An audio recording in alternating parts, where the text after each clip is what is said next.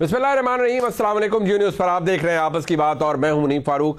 पाकिस्तान के अंदर मुआशी बहरान मौजूद है, ज़ाहिरी बात है हुकूमत उससे लड़ भिड़ रही है, किस हद तक काबू पा रहे हैं नहीं पा रहे हैं ये तो खैर वक्त बताएगा।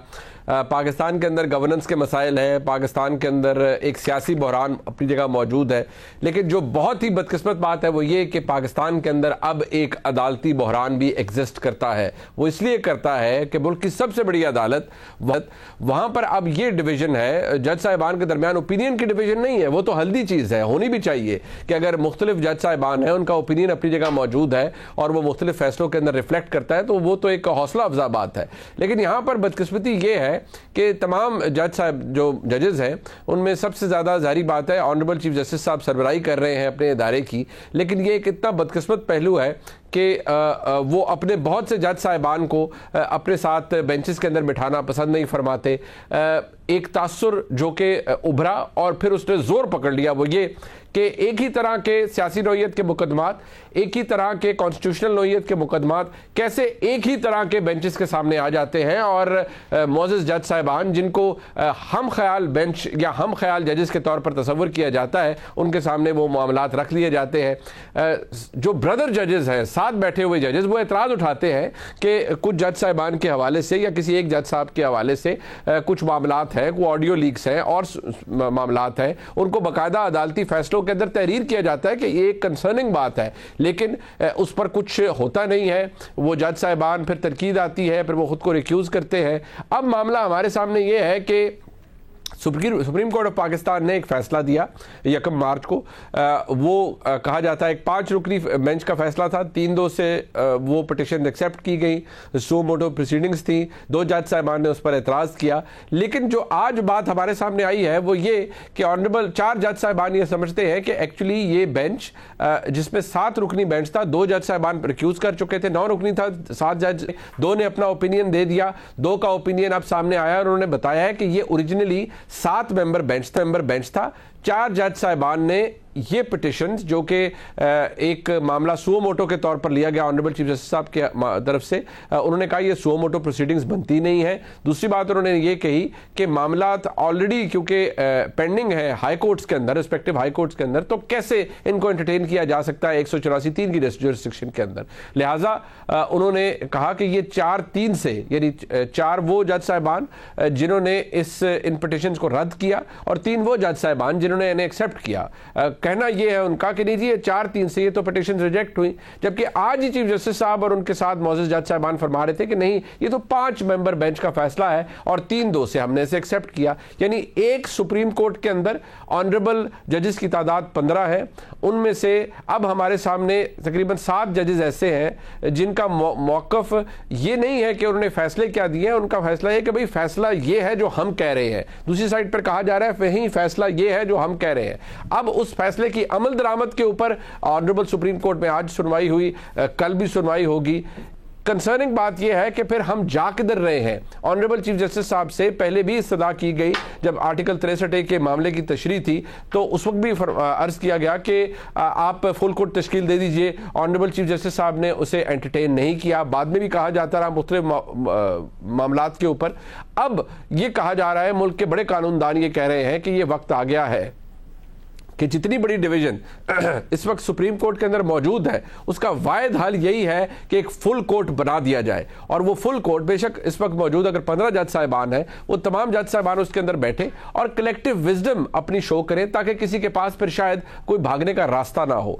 क्या सूरत हाल बन रही है, मुल्क का अदालती निज़ाम क्या इस तफरीक से उसके ऊपर क्या असर पड़ रहा है। हुक्मरान जमात के लिए आज का ये जो सामने आया है फैसला, जिसमें 2 जज साहिबान ने अपनी राय दी है और बाकी 2 जज साहिबान से उन्होंने एग्री किया है, क्या हुकूमती मौक़िफ़ को इससे तक़वियत मिली है या इससे कोई फ़र्क नहीं पड़ता।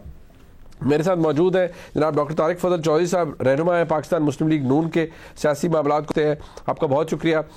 हमें जनाब अहमद उवैस साहब ने ज्वाइन किया है, फॉर्मर एडवोकेट जनरल है पंजाब के, सीनियर कानूनदान हैं, हमारे उस्ताद भी हैं, उनसे हम बहुत सी रहनुमाई लेते हैं, हमारे साथ मौजूद है। हम कोशिश करेंगे हसन रज़ा पाशा साहब को भी शामिल गुफ्तगू करें, वो चेयरमैन कमेटी है पाकिस्तान बार काउंसिल। मैं सबसे पहले ज़रा अहमद अवैस साहब, मैं आपसे इसलिए आगाज़ करना चाहूँगा क्योंकि कानूनी मामला है। आपका एक बड़ा इलस्ट्रियस करियर है सर, आपने बहुत कुछ देखा है सुप्रीम कोर्ट के अंदर, हाई कोर्ट्स के अंदर। ये जितनी मैं समझता हूँ जितनी बदनुमा डिवाइड हमारे सामने है, यानी अभी यही पता नहीं लग रहा, यानी ऑनरेबल चीफ जस्टिस साहब फरमा रहे हैं कि नहीं ये 3-2 से एक्सेप्ट हुई, दूसरी जानब जज साहबान फरमा रहे नहीं तो ये तो 7 मेंबर बेंच था, ये 4-3 से रिजेक्ट हुई। हल क्या है आपके नज़दीक? आप क्या समझते हैं अपने तजर्बे को ज़हन में रखते हुए कि अदालती बहरान से कैसे निकला जा सकता है? बिस्मिल्लाहिर्रहमानिर्रहीम। देखिए मुनीर साहब, आपने बड़ा सही फरमाया कि ये ऐसी स्टिंकिंग डिवाइड है कि जो बड़ी ही तकलीफदेह है और किसी बहुत बड़े नुकसान का और किसी बहुत बड़े हादसे का पेशखैमा भी लगती है। बात यह है कि यहाँ पे एक ही चीज जो है जो इसको कंट्रोल कर सकती है, और वो उन सब जजिस के ज़हन में ये होनी चाहिए कि पाकिस्तान का आइन जो है वो सबसे इस वक्त अव्वल है, उसी को बचाना, उसी को प्रोटेक्ट करना और उसकी हर शिक को बगैर हीलो हुज्जत के उसके ऊपर अमल करना, ये इंतहाई जरूरी है। और उसी को सामने रखा जाएगा तो ये बचेगा। अदरवाइज यहाँ से जरा सा हमने डेविएट किया और उसके आर्टिकल्स को, उसकी प्रोविजंस को हमने डिफाई करना शुरू किया या इग्नोर करना शुरू किया, जो एग्जीक्यूटिव अथॉरिटीज और चीफ इलेक्शन कमीशन के वहां से जो उसको जिस किस्म के तरीके से उससे डिफाई किया जा रहा है आउटराइटली, तो इसके नुकसानात जो है बड़े भयानक होंगे। और नुकसानात इस तरह से भयानक होंगे कि जैसे डिवाइड एक सामने उभर के सामने आ गई है जी। जबकि आप देखिए कि जब ये पहली मार्च को फैसला आया था तो उससे पहले जो 9 रुकनी बेंच बना था, 9 में उसके बाद ये आउटसाइड दी कोर्ट जी, ये बाकी बातें सारी कोर्ट के बाहर हुई है, कोर्ट के सामने, it not part of the court proceeding. वहां पे 2 जज साहबान ने, क्योंकि उनके खिलाफ एक ऐसा प्रोपेगेंडा शुरू किया गया था, उन्होंने रिक्यूज कर दिया कि हम नहीं बैठते इसके अंदर। बाकी 2 जज साहबान जो थे उन्होंने कहा कि जी ये सो मोटर प्रोसीडिंग को हम गैर मुनासिब समझते हैं और हम वी आर अगेंस्ट इट। ठीक। तो उसके बाद उन्होंने ये जो है अभी इनकी इससे भी लगता है कि उन्होंने उसके बाद कहा कि ये अब आपके चीफ जस्टिस की सवाबीद है कि हमें आप बिठाते हैं या नहीं बिठाते हैं। And then the bench was reconstituted. सबसे इंपॉर्टेंट चीज है जी, जिसको इग्नोर नहीं किया जा सकता, जो पार्ट ऑफ जजमेंट है जी, उसमें लिखा हुआ है रिकॉन्स्टिट्यूटेड। और रिकॉन्स्टिट्यूटेड जो बेंच बना वो 5 रुकनी बेंच था और उसने पूरी कोर्ट प्रोसीडिंग जो है जितने दिन भी सुनी उसको डे टू डे बेसिस के ऊपर, वो सुनने के बाद उसका फैसला आया और उस फैसले के ऊपर 5 जज साहबान ने अपने दस्तखत भी सबूत किए। ठीक। 5 जजेस के दस्तखत हैं कि ये इस जजमेंट के ऊपर। तो सो कॉन्स्टिट्यूशनली और कानूनी एतबार से ये जजमेंट जो 5 रुकनी बेंच की थी, जो रिकॉन्स्टिट्यूट होने के बाद आई थी, यही 5 जजेस का फैसला वाज टू बी टेकन, क्योंकि ओपन कोर्ट में प्रोसीडिंग के बाद ये फैसला आया था। उसमें 2 ने डाइसेंट किया, उन्होंने कहा कि हम उनकी ओपिनियन से फॉलो करो। और ये इसका मतलब ये नहीं कि वो पार्ट ऑफ जजमेंट है। यहाँ पे उन्होंने उसको इक्वेट किया है उसके साथ भी जो नवाज शरीफ के जी पैनामा के साथ जी। अब पैनामा केस के अंदर आप देखिए कि वहां पे सूरत हाल मुख्तलिफ थी। वहां पे 5 जजेस ने 2 जजेस कोर्ट पूरी कोर्ट प्रोसीडिंग सुनने के बाद फैसले के टाइम पे उन्होंने 2 ने उसको आउटराइटली उसको जो है गिल्टी करार दे दिया था। और जस्टिस गुलजार थे और जस्टिस खोसा साहब थे, आसिफ सईद खोसा। 3 जजेस ने ये कहा था कि इसकी इंक्वायरी होनी चाहिए और उसके लिए जो है JIT वगैरह कॉन्स्टिट्यूट हुई। हाँ, लेकिन आपका इस्तदलाल ये सारे कि क्योंकि वो कोर्ट प्रोसीडिंग्स के अंदर हुआ, लिहाजा वो कोर्ट को उनको बेंच वो जज साहबान होगा। बट यहाँ आप फरमा रहे हैं कि जस्टिस याजा अफरीदी साहब और अतर मिनल्ला साहब जो है उन्होंने आउटसाइड द कोर्ट अपना ओपिनियन फॉर्म कर लिया था and they were never part of the proceedings, hence their name और their order can not be made part of the judgment. That's ये आप फरमा रहे हैं। मैं जरा हसन, ठीक है सर, मेरे साथ देगा, मैं हसन रजा पाशी के पास भी चलता हूं, फिर तारिक फजल चौधरी साहब, तो अब जारी बात है एक पॉलिटिकल ओपिनियन उनका आएगा हमारे सामने। उनकी जमात के पहले दिन से समझती है कि यही था। बट बहुत शुक्रिया सर। हसन साहब फरमाइएगा, ये जो इस्तदलाल पेश किया जनाब अहमद अवैस साहब ने, कि जनाब जस्टिस याया अफरीदी साहब या अतर मिनरा साहब ये पहले ही अपना ओपिनियन फॉर्म कर चुके थे, they were never part of the proceedings of the court, और वो प्रोसीडिंग्स का हिस्सा नहीं थे, हेंस उनका जो ओपिनियन या उनका ऑर्डर है it can not be made part of the judgment. Is ये एक ऐसा व्यू है जिसको कंसिडर किया जा सकता है? सर मैं विद ड्यू रिस्पेक्ट इससे डिफर करूंगा। मुनीफ साहब, 23/2 की तारीख को आप इस केस की प्रोसीडिंग्स में से निकाल सकते हैं? नहीं निकाल सकते जी, या किसी तरीके नहीं निकाल सकते ना? बिल्कुल। 23/2 का जो ऑर्डर है उसमें उन दो मुअज़्ज़ज़ जज साहबान ने सिर्फ सुओ मोटो के खिलाफ बात नहीं की। उन्होंने 184(3) सुओ मोटो के बारे में ये ज़रूर कहा कि ये इस वक्त हम समझते हैं कि ये काबिल अमल नहीं है, इसको सुनवाई नहीं होनी चाहिए। बिल्कुल। लेकिन जो सबसे अहम बात है, उन्होंने तीनों पिटीशंस जो कि इस्लामाबाद हाई कोर्ट बार के सदर साहब जो उस वक्त थे उनकी जी, और स्पीकर पंजाब असेंबली और स्पीकर KPK, तीनों पिटीशंस को डिसमिस्ड कह दिया। ठीक। अब आप देखें कि किसी केस को इन लिमनी, जब अर्जेंट केस लगा हुआ हो और इन लिमनी हेयरिंग करके जज साहब फारग कर दें, या किसी 2-3 प्रेयर्स हैं उनमें से 2 प्रेयर्स को खारिज कर दें और 1 प्रेयर की हद तक नोटिस दे दें, तो क्या ये समझा जाएगा कि उन्होंने जो है वो पूरी हेयरिंग नहीं की? मैं समझता हूं कि उन्होंने जो पहले दिन की हेयरिंग थी और जो सारे जो वकला पेश हुए और उन्होंने आर्गूमेंट्स किए, उनमें से उन्होंने उस वक्त ये समझा कि ये तीनों जो हैं पिटीशंस वो काबिल समात नहीं है, उन्होंने डिसमिस कर दी। ठीक। और यही चीज़ जब पहला शॉर्ट ऑर्डर आया जस्टिस मंसूर शाह साहब का और जस्टिस मंदो खेर साहब का, तो उसके फुट नोट में उन्होंने कैटेगरिकली ये लिखा कि उन 2 जज साहबान की जो ओपिनियन है, जो ऑर्डर है, उसको इसका पार्ट बनाया जाए, और आज तफसीली ऑर्डर में भी ये चीज़ लेके आए हैं। मैं ये समझता हूँ कि सबसे पहले इस चीज़ को एड्रेस किया जाए, क्योंकि इस वक्त 5 रुकनी बेंच के फैसले के खिलाफ, फैसले के हवाले से कंटेम्प्ट एप्लीकेशन आई है जिसपे इलेक्शन कमीशन ऑफ पाकिस्तान को नोटिस दिया गया है। लेकिन अगर 4-3 वाली बात जो गवर्नमेंट का स्टैंस है, 4-3 वाला, अगर उसको दुरुस्त गर्दाना फिर ये कंटेम्प्ट नहीं बनती। तो इसमें जो मेरी तजवीज़ ज़ाती जो है वो ये है, और हम ये समझते हैं बतौर इदारा पाकिस्तान बार काउंसिल भी, जो पहले से डे 1 से हम इस बात पे ज़्यादा जोर दे रहे थे कि फुल कोर्ट होनी चाहिए। ठीक है। और फुल कोर्ट बैठ के इन मामलात को सॉर्ट आउट करे कि 4 जजेस ने एक ही पॉइंट पे जो वर्डिक्ट दिया, क्या वो प्लॉजिबल है, वो कबूल करने के काबिल है, या 3 मुअज़्ज़ज़ जजेस आंसर ये फरमाइएगा सर। ये जो अभी अहमद अवैस साहब ने एक बड़ा वाइटल पॉइंट है वो भी कि रिकॉन्स्टिट्यूट का लफ्ज लिखा गया है, जो पहली का ऑर्डर है 1 मार्च को, उसके अंदर लिखा गया है कि रिकॉन्स्टिट्यूट हुआ बेंच। तो क्या उसकी अहमियत होगी? क्योंकि बेंच तो इन एनी केस पर रिकॉन्स्टिट्यूट हुआ, 5 मेंबर बेंच था, और अदालत ने उस बात को रीएंडोर्स भी किया जनाब जस्टिस मुनीब अख्तर साहब ने कि वो 5 मेंबर बेंच का फैसला था। तो उस लफ्ज रिकॉन्स्टिट्यूट का असर कोई है या नहीं है आपके नजदीक? ये लफ्ज रिकॉन्स्टिट्यूट का असर उस वक्त होना था अगर वो दो जज साहबान हैं उन्होंने पिटीशन डिसमिस ना की हुई होती। जिस तरह के बाकी 2 जज साहबान मिस्टर जस्टिस इजाजुल हसन और जस्टिस मज़हर अली अकबर नकवी साहब, इन दोनों ने ना डिसमिस की ना मंजूर की।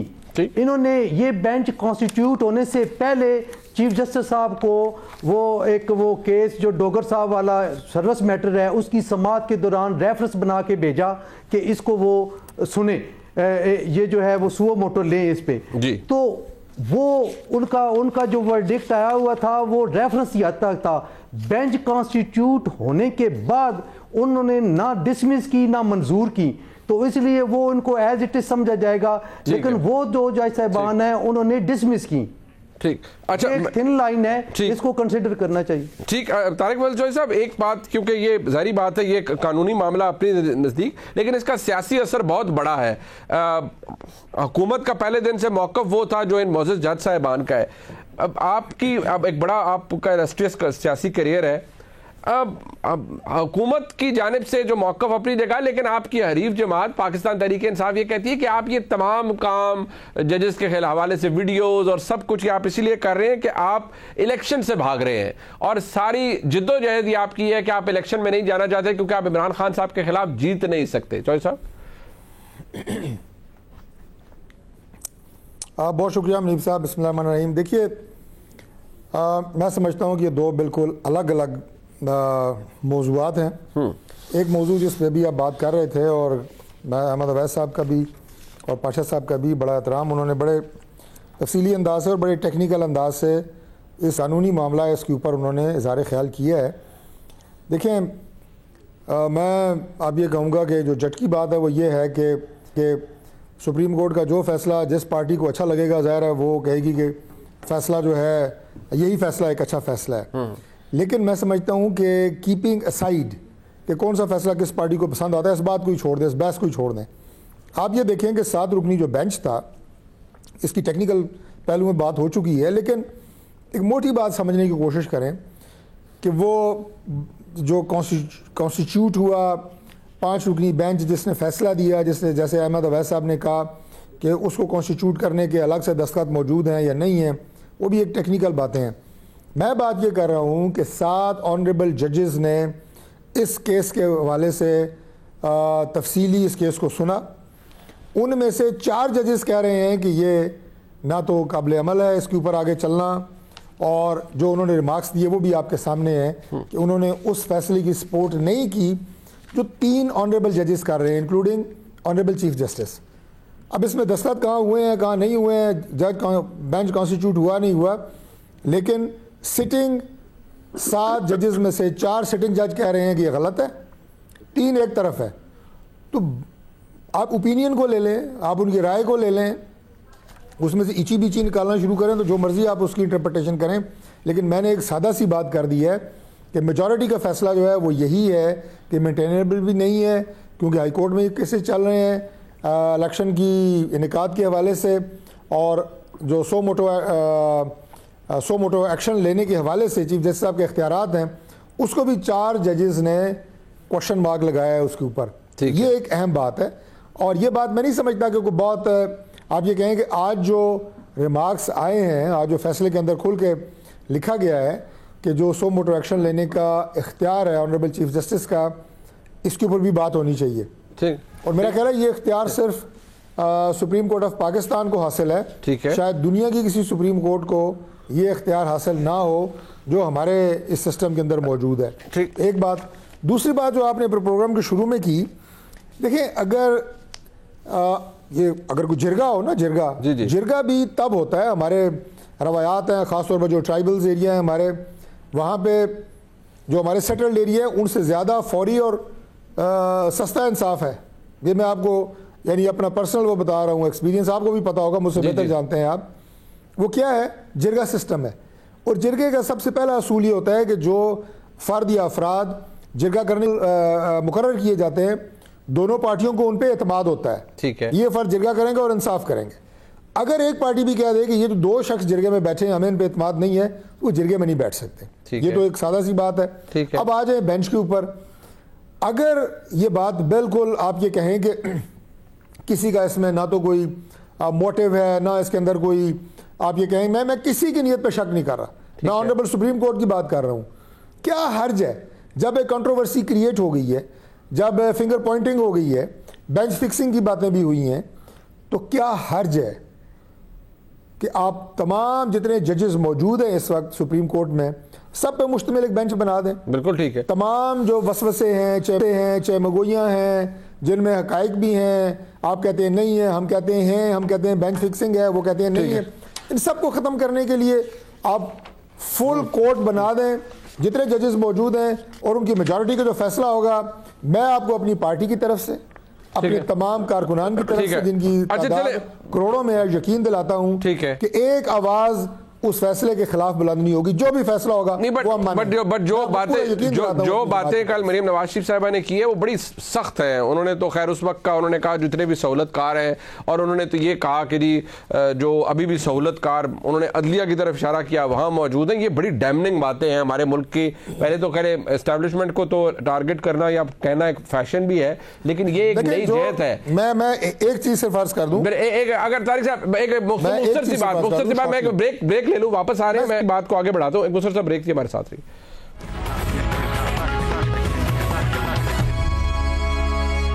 एक दफा आप खुशामदीद कहते हैं। तारिक बलचोई साहब, आप कुछ फरमा रहे थे, फिर मैं अहमद वैस साहब और पाशा साहब के पास भी जाऊंगा इसी हवाले से कि बेंच तो खैर जो भी है फुल कोर्ट बनता है नहीं बनता, बट वे फॉरवर्ड क्या है। आप जो कह रहे थे जरा बात मुकम्मल कर लीजिए।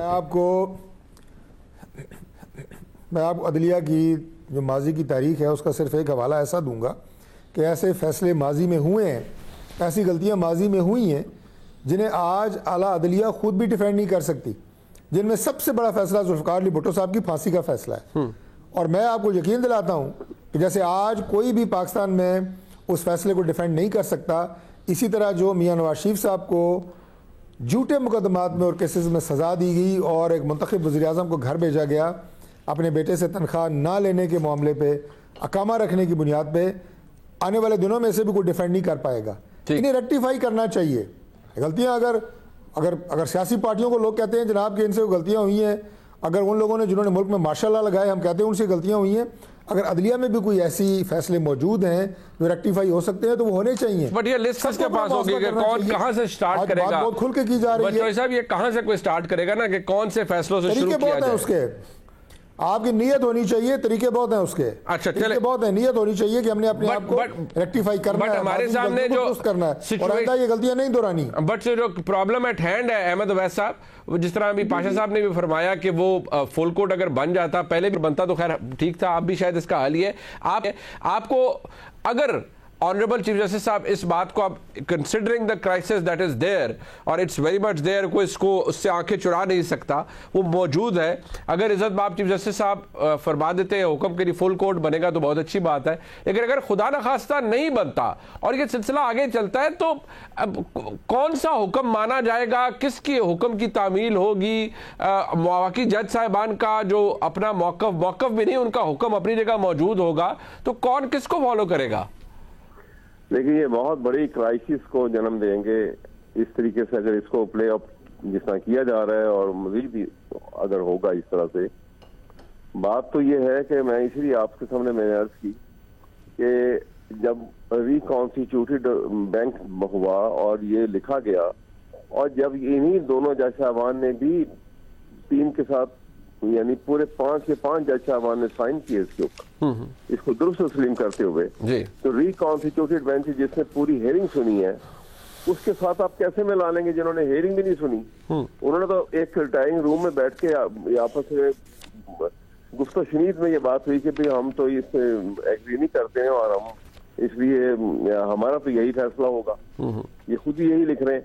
और उसके बाद उन्होंने ये कहा है तो उन्होंने कहा कि आप चाहें तो बेंच बना लें और हमें रखें या चाहें तो ना रखें। ये प्रेरोगेटिव है चीफ जस्टिस का कि वो बेंच कॉन्स्टिट्यूट करने में किन किन जजेस को उसने रखना है।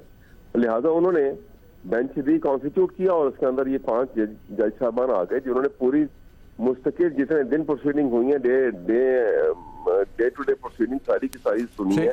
उसके बाद फैसला हुआ, फैसले के ऊपर तमाम ने दस्तखत किए उसके ऊपर। उसके बाद ये एक नई राह इसको हम लाइन के ऊपर ले जाएं कि जी आप ये फुल कोर्ट आए। इसका मतलब है कि हम आइन में इंटरेस्टेड नहीं है, आइन की प्रोविजन को पूरा करने के लिए या उसको डिफेंड करने के लिए या आइन को प्रोटेक्ट करने के लिए हमारी प्रायोरिटी नहीं है। हमारी प्रायोरिटी जो है इसको इस तरह से एजुकेट करके एक एनार्की पैदा करने की प्रायोरिटी है पाकिस्तान के अंदर, और उसके बाद बैठ के सारे तमाशा देखेंगे, कुछ भूखे मरेंगे, कुछ मेरे ख्याल में लुकमा अजल बन जाएंगे जो जिस किस्म की एनार्की पैदा होगी माइट इज राइट वाली। क्योंकि जब किसी सोसाइटी में से कानून की गिरफ्त कमजोर पड़ जाती है तो वो सोसाइटी कहते हैं कि it becomes free for all. तो जो फ्री फॉर ऑल सोसाइटी होगी वो जंगल सोसाइटी है, ठीक हो गया, जंगल लॉ है।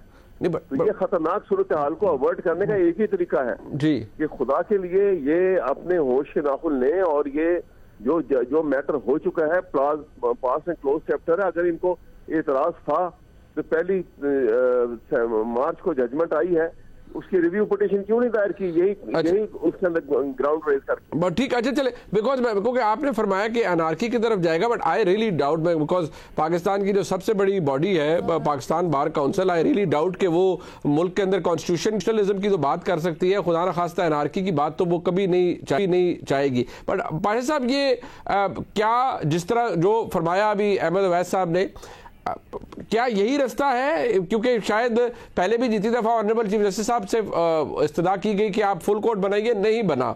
अब अहमद अवैस साहब के बकौल ये मामला अब एनार्की की तरफ जा रहा है, बड़ी अनफॉर्चुनेट एपिसोड रकम होने जा रही है। बिल्कुल, मैं इस हवाले से अहमद अवैस साहब की तायीद करूँगा कि मामला वाकई एनार्की की तरफ जा रहा है, और हमने पाकिस्तान बार काउंसिल के प्लेटफार्म को पेश किया और हमने ये कहा कि तमाम पॉलिटिकल पार्टीज़ के जो लीडरशिप है, ख़ास तौर पे इमरान खान साहब और मियां शहबाज शरीफ साहब और बाकी जो नेशनल लेवल की पार्टीज़ हैं, जो पार्लिमानी पार्टीज़ हैं, उनको हम अपने प्लेटफार्म पे देते हैं, वहाँ पे तशरीफ़ लाएँ।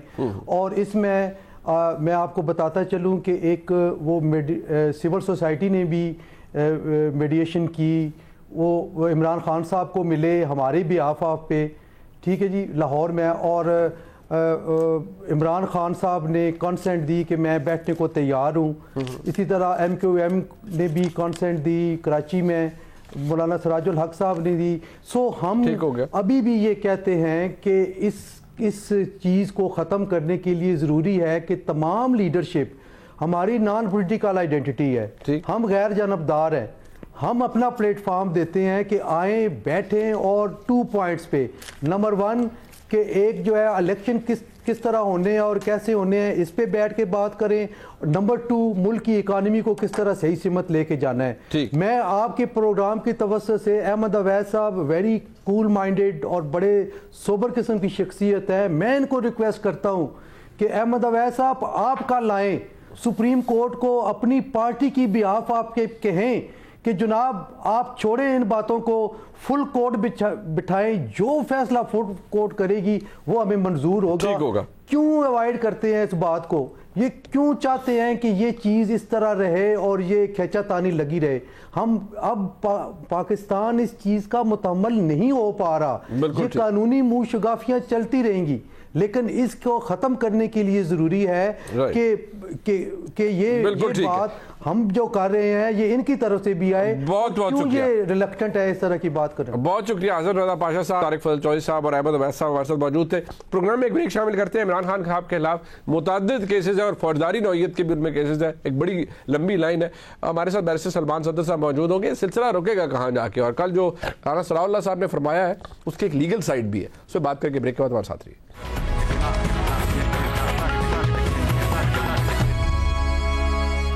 बहुत बड़ी तादाद है उन केसेस की जो कि पाकिस्तान तहरीक इंसाफ के चेयरमैन जनाब इमरान खान के खिलाफ दर्ज किए गए हैं। मुतअद्दिद केसेस के अंदर उनको प्रोटेक्टिव बेल लेनी पड़ती है। लाहौर हाई कोर्ट से तकरीबन 2 दफ़ा उनको बेल लेनी पड़ी, प्रोटेक्टिव बेल। फिर आज इस्लामाबाद तशरीफ़ ले गए, वहाँ पर उनको तकरीबन 7 मुकदमात के अंदर बेल मिली। और ज़ाहिर बात है कि ये एक ऐसा कानूनी मामला है जिससे पेचीदगियाँ बढ़ रही हैं। शायद कोई ट्रैक ही नहीं रख पा रहा कि इमरान खान साहब के खिलाफ इस वक्त केसेस हैं कितने, किस नौइयत के हैं, क्या कोई ऐसा केस है जिसके अंदर उनकी गिरफ्तारी मुमकिन है। और सबसे बड़ा सवाल जो हर एक के ज़हन में आता है कि ये सिलसिला क्या कभी रुक भी सकता है या नहीं।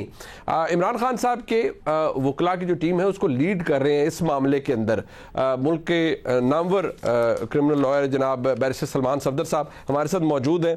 बैरिस्टर, आपका जारी बात है, आप जहाँ फौजदारी मामलात है आपको एक माशाल्लाह अथॉरिटी समझा जाता है। मैं ज़रा सबसे पहले आपसे ये जानना चाहूँगा, हमारे व्यूअर्स के लिए भी और वो लोग जो कंसर्न है केसेस की हवाले से जो इमरान खान साहब के खिलाफ है, ये सिलसिला आपने लाहौर हाई कोर्ट से उन्हें प्रोटेक्टिव बेल लेके दी, अब इस्लामाबाद चले गए, ये सिलसिला रुकेगा कहाँ? अगर आप जरा इख्तिसार से हमें बता सके। देखिए, thank you very much Munib. मैं ये समझता हूँ कि ये सिलसिला जल्द रुकने वाला नहीं है, क्योंकि अगर आप बैकग्राउंड में देखें तो जब इमरान खान साहब पावर कॉरिडोर्स में थे तो उन्होंने जो अकाउंटेबिलिटी का प्रोसेस शुरू किया और जो केसेस रजिस्टर किए करप्शन के, मनी लॉन्ड्रिंग के, उसमें जो पॉलिटिकल एडवर्सरीज थे, मुखालफीन थे, उनको दिक्कत और तकलीफ से ज़्यादा उनको एक्सपीरियंसेस करने पड़े, चाहे वो राना सनाउल्लाह साहब हों, चाहे वो हमजा शहबाज हों, चाहे वो मरियम नवाज़ हों, चाहे वो नवाज़ शरीफ साहब हों या शहबाज शरीफ साहब हों। उसमें ज़मानतें भी नामंजूर हुई, उसमें डिटेंशन का पीरियड भी बहुत लंबा रहा, उसमें बल्कि कन्विक्शंस भी हुई और मुल्क बदरी भी हुई। तो there is lot of venom, there is lot of spite and there is lot off score settling. तो एक एस्पेक्ट तो ये जो ना ख़त्म होने वाले केसेस का बैकग्राउंड है या जो वजह नाद है वो ये है कि जो इस वक्त सियासी मुखालफीन हैं, जो इस वक्त पावर में हैं, उन्होंने अपने कुछ स्कोर सेटल करने हैं। साथ ही साथ में जो दूसरी साइड है उसकी, वो खान साहब की बढ़ती हुई मकबूलियत और कोई उनका हल ना निकलना है। आप ये देखें कि जब से वो इस पावर से वो बाहर आए हैं तो उनके ऊपर सीरीज़ ऑफ केसेस, वो उनका आगाज़ शहबाज गिल से होता है, फिर आज़म स्वाति से होता है, फिर फवाद चौधरी आते हैं, अब आजकल हसान न्याजी चल रहे हैं और फिर इमरान खान साहब खुद। आपने दुरुस्त फरमाया कि कोई ट्रैक ही नहीं है कि कितने क्रिमिनल केसेस इस वक्त रजिस्टर हैं। गालिबन टोटल 140 केसेस हैं, जिसमें 100 से ज़्यादा क्रिमिनल केसेस हैं, जिसमें 40 से ज़्यादा दहशत गर्दी के केसेस रजिस्टर हैं। रोज़ हमारी दौड़ें लगती हैं, कभी हम हाई कोर्ट में प्रोटेक्टिव बेल लेने जा रहे होते हैं, कभी हम इस्लामाबाद हाई कोर्ट जा रहे होते हैं, मगर अनफॉर्चुनेट बात यह है कि क्रिमिनल मशीनरी को जो कि इंडिपेंडेंटली जिसको काम करना चाहिए, चाहे वो नैब है, ख़ास तौर पे फेडरल इन्वेस्टिगेटिंग एजेंसी है, या वो पुलिस स्टेशंस हैं, और इस्लामाबाद की पुलिस जो नीली वर्दी पहनती है, काफ़ी हम उसको एक मुख्तलिफ नज़र से देखते थे, एक बेहतर पुलिस समझते थे। सेक्रेटेरिएट का थाना, ये रमना का थाना, ये हब बन चुके हैं पॉलिटिकली मोटिवेटेड केसेस के, और एक के बाद एक जो है वो केस रजिस्टर जो है हो रहा है। मगर इन तमाम केसेस में अगर आप देखें कि अगर 100 से ऊपर रजिस्टर भी हुए हैं केसेस आज दिन तक, तो फौरन ही जमानत हो जाती है। कोई एक भी ऐसा केस नहीं है जिसमें गिरफ्तारी एतराज भी होता है ली जा सके। आप कोई सवाल पूछना चाह रहे हैं? बिल्कुल, जिसपे बहुत एतराज भी होता है कि फौरी तौर पर रिलीफ मिल जाता है, जमानत हो जाती है, इस पर बहुत एतराज भी होता है। बिल्कुल जी, केस के अंदर अगर सब्सटेंस ही नहीं होता तो जजेस ने of course on the face of it, अगर केस में कुछ नहीं है, बड़े माइनर, बड़े ट्रिवियल चार्जेस, जैसे आप ये देखें मुनीब, मैं गवाह हूं इस बात का कि वो 6 दफा से ज्यादा गुज़िश्ता 3 माह में अपने घर से बाहर नहीं निकले ही नहीं। जब निकले सिर्फ कोर्ट गए हैं, तो सिर्फ कोर्ट आने जाने पर अगर 50 मुकदमे रजिस्टर हो गए हैं, तो ये सबको नजर आ रहा है कि वो क्या हो रहा है। तो ये अब्यूज क्रिमिनल लॉ की, क्रिमिनल मशीनरी की, इन्वेस्टिगेटिंग एजेंसीज की। लेकिन कुछ केसेस जारी बात है, ये आप दुरुस्त फरमा रहे हैं सर, लेकिन कुछ केसेस ऐसे हैं जो शायद जिनके अंदर मेरिट है, लेकिन वो जो कॉन्डक्ट है फिर जमात का और वर्कर्स का, शायद उसकी वजह से भी इमरान खान साहब के ऊपर उनके लिए प्रॉब्लम क्रिएट हो जाती है। बट मैं जरा, क्योंकि मेरे पास वक्त कम है, मैं जरा सिर्फ आपकी तवज्जो दिलाना चाहूंगा इंटीरियर मिनिस्टर साहब के एक बयान के ऊपर। अब उसको भी एक कानूनी नजर से मैं चाहता हूं कि आप उसको देखें और इख्तिसार से अपना उसके ऊपर, ये राना सनाउल्लाह साहब क्या फरमा रहे हैं, अब ये किस जुमरे में कानूनी तौर पर आता है? सलमान सफदर साहब अगर इख्तिसार से आप बता सकें, क्योंकि बड़ी सीरियस चीज है ना जी कि मुल्क के इंटीरियर मिनिस्टर ये फरमा रहे हैं।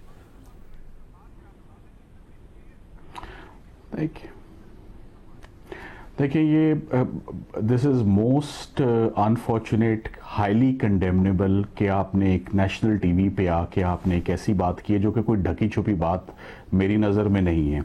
और जो एंकर हैं उन्होंने भी बड़ा स्पॉन्टेनियसली कहा है कि ये जो आपने बात की है इससे तो मुल्क में बहुत ज़्यादा अनारकी फैलने वाली है।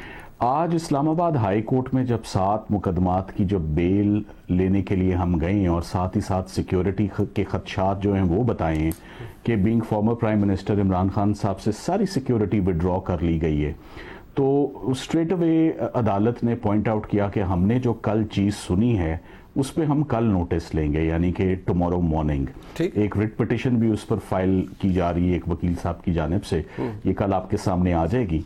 बात यह है कि पाकिस्तान की हिस्ट्री में 2 former prime ministers, Liaquat Ali Khan sahab, मोहतरमा बेनज़ीर भुट्टो, ये ज़्यादा दूर नहीं जाना पड़ता, बेनज़ीर भुट्टो की जो शहादत और अनफॉर्चुनेट असैसिनेशन है वो तो आपके मेरे सामने हुई है और हमने उसके रिपरकशंस, कॉन्सिक्वेंसेस जो इस मुल्क पे आए वो हमने देखे।